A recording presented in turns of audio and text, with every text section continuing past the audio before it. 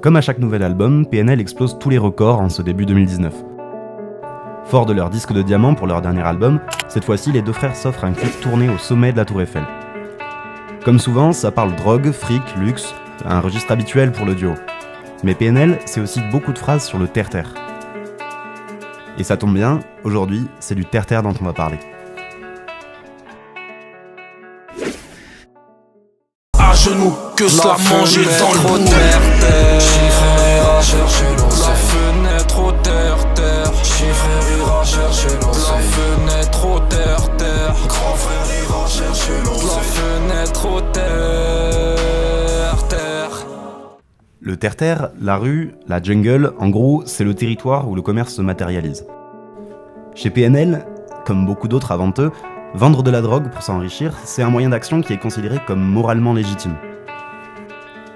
On voit naître une sorte de lien entre d'une part un territoire, son activité et sa population, et d'autre part sa morale. Ce lien découle de ce qu'on appelle en sociologie urbaine une zone de mœurs. Plaît-il ?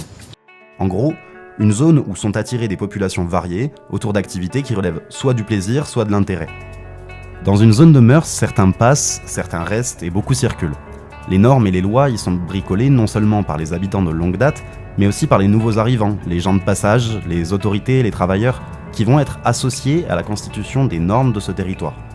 Certains comportements, qui dans d'autres espaces seraient considérés comme illégitimes, vont ainsi être rendus moralement valables. On a parlé de la vente de drogue à Corbeil-Essonnes, comme on pourrait parler des maisons closes de la frontière espagnole, des campings naturistes ou des supporters dans les fan zones. On y trouve des usages légitimes dans un espace pour un temps donné et définis par les intérêts de différentes populations en coprésence. L'influence de tous ces agents débouche sur un ordre moral, propre à la zone, à son activité et aux intérêts des agents en présence.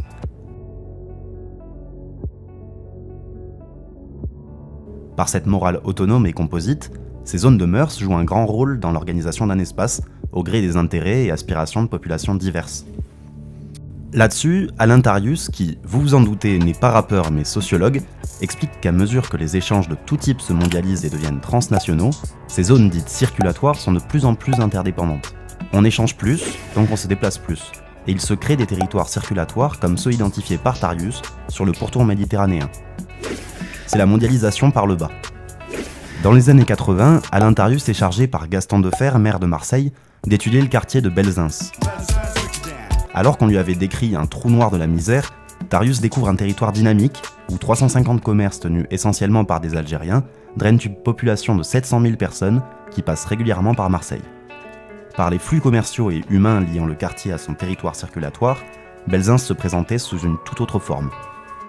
Et finalement, une métropole, c'est ni plus ni moins qu'un territoire circulatoire, des zones de mœurs interconnectées dans lesquelles de nombreuses populations occupent un espace à un moment donné. Des femmes et des hommes aux intérêts multiples qui, par leur aspiration et leur déplacement, façonnent le territoire. Tous autochtones, de moments et de lieux différents. Si cette vidéo vous a plu, vous pouvez la liker et la partager.